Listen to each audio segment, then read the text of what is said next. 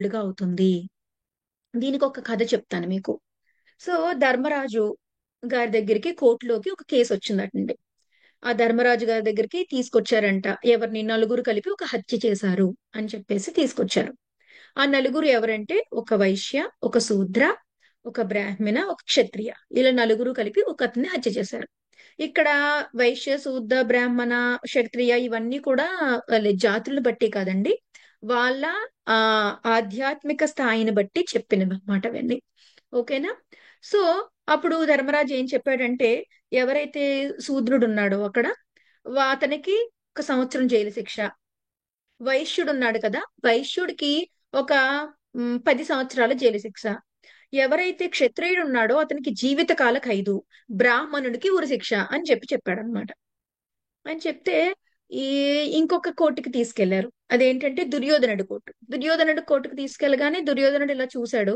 ఇలా చూసి, "ఓ నలుగురు కలిపి హత్య చేశారా? ఆ నలుగురిని ఉరి తీసేయండి" అన్నాడు.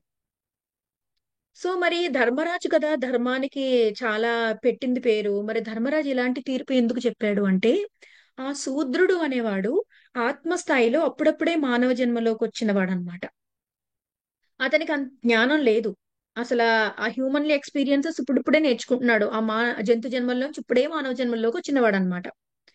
సో అలా వచ్చినప్పుడు ఏమైంది, అతనికి అంత బాగా తెలియదు ఎలా ప్రవర్తించాలో. కాబట్టి అతని ఆత్మస్థాయికి అలాగా చేయడం అనేది ఓకే, కైండ్ ఆఫ్ అన్నమాట అండి. బేబీ సోల్ కాబట్టి.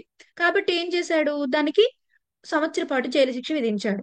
తర్వాత వైశ్యుడు దగ్గరికి వచ్చేటప్పటికి ఏంటి, అతని పరిణామ క్రమంలో ఇంకొంచెం పైకి వెళ్ళి ఆ కమ్యూనికేషన్స్ సర్వీస్, అక్కడికి ఇక్కడికి సర్వీసెస్ ప్రొవైడ్ చేసే దాంట్లో ఉన్నాడనమాట. ఆ స్థాయిలో ఈ తప్పు చేసినందుకు అతనికి ఇంకా ఎక్కువ శిక్ష, 10 సంవత్సరాల శిక్ష. మరి క్షత్రియుడు తన ధర్మం ఏంటంటే రక్షించడం. రక్షించే పొజిషన్ లో ఉండి ఏం చేశాడు, హత్య చేశాడు. అందువల్ల అతనికి జీవితకాల ఖైదు. మరి బ్రాహ్మణుడు ఏంటి, బోధించవలసిన వాడు, ఆత్మజ్ఞానంతో ఉన్నవాడు. బోధించవలసిన ఆత్మజ్ఞానంతో ఉండి మొత్తం అందరికీ ఏది తప్పు ఏది రైటు అని సూచించవలసిన వాడు. అందరికంటే హై స్థాయిలో ఆత్మజ్ఞానంలో ఉన్నవాడు జన్మ పరంపరలో. మరి అటువంటి వాడు తప్పు చేసినప్పుడు చూసారా, అంటే వాళ్ళ ఆత్మ ఎదుగుదల స్థాయిని బట్టి ఒకటే తప్పుకి డిఫరెంట్ శిక్షలు ఎలాగైతే వచ్చాయో, అందుకే ఆత్మజ్ఞానం పొందినప్పుడు ఎరుక, కత్తి మీద సాము, పైకి వెళ్లే కొద్దీ మన ఆత్మ పరిణామ క్రమంలో కత్తి మీద సాము ఉంటుంది. చాలా ఎరుకు తప్పిపోకుండా, చాలా అవేర్నెస్ గా, ఆధ్యాత్మిక అహంకారం రాకుండా మనం చాలా బ్యాలెన్స్ గా మనం నిలబడుతూ ఉండాలన్నమాట. సో అది మై డియర్ ఫ్రెండ్స్, ఈ కర్మ యొక్క డైనామిక్స్ అన్నమాట. అలాగే